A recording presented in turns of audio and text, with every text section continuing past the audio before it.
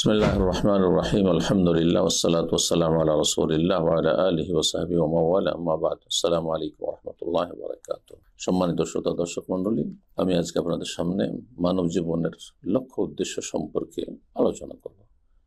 ছোট্ট একটি সূরা, কিন্তু তার অর্থ অত্যন্ত ব্যাপক। কোরআনে কারীমে যা কিছু আল্লাহ রাব্বুল আলামিন আসমানী সিলেবাসে বর্ণনা করেছেন, তা এই সংক্ষিপ্ত ছোট্ট সূরাটিতে আল্লাহ রাব্বুল আলামিন সংক্ষেপে পেশ করে। ওয়াল আসরি ইন্নাল ইনসানা লাফি খুসর ইল্লাল্লাযিনা আমানু ওয়া আমিলুস সালিহাত ওয়া তাওয়াসাউ বিল হাক্কি ওয়া তাওয়াসাউ বিস সাবর। মানব জীবনের উদ্দেশ্য শুধু এই নয় যে মানুষ পৃথিবীতে আসলো আর ভালো আমোদ ফুর্তি করলো, বিনোদন করলো, বিলাসিতার জীবন যাপন করলো, ধন সম্পদ, নেতৃত্ব, গাড়ি বাড়ি, নারী ইত্যাদি ভোগ করলো, আর তারপরে এখান থেকে চলে গেল। না, এটা মানুষের জীবনের লক্ষ্য উদ্দেশ্য নয়। এটি হচ্ছে পশুর লক্ষ্য উদ্দেশ্য। মানব জীবনের লক্ষ্য উদ্দেশ্য আল্লাহ রাব্বুল আলামিন কোরআনে কারীমের এই ছোট্ট সূরাটিতে 4টি পয়েন্টে বর্ণনা করেছেন। আমাদের জীবনে প্রথম থাকতে হবে ইল্লাল্লাযিনা আমানু।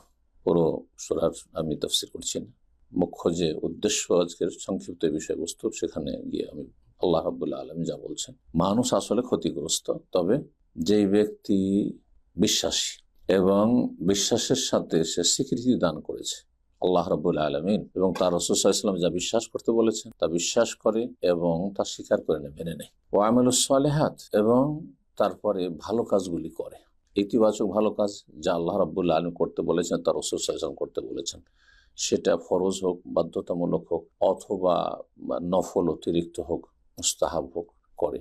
নেতিবাচক ভালো আমল হচ্ছে যে সমস্ত পাপাচার থেকে বেঁচে থাকে, ওয়া আমিলুস সালিহাত। দ্বিতীয় জীবনের কর্মসূচি।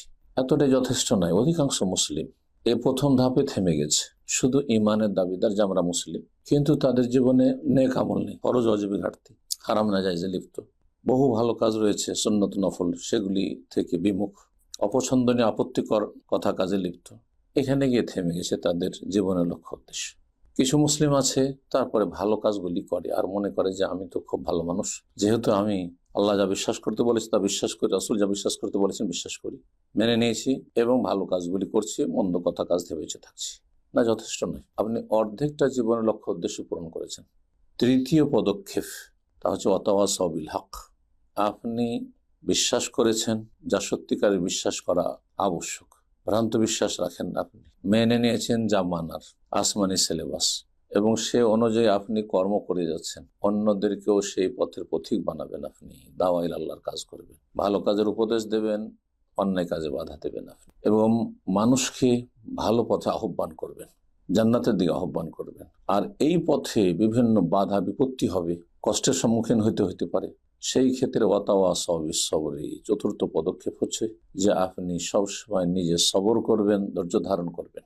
রব্বুল আলামিন যেন আমাদেরকে আসমানি সিলেবাসের বাস্তবায়নে তৌফিক দান করেন এবং জীবনের লক্ষ্য উদ্দেশ্য পুরোপুরি বাস্তবায়নে তৌফিক দান করেন। সাল্লাল্লাহু আলাইহি ওয়া সাল্লাম মুহাম্মদ ওয়া আলা আলিহি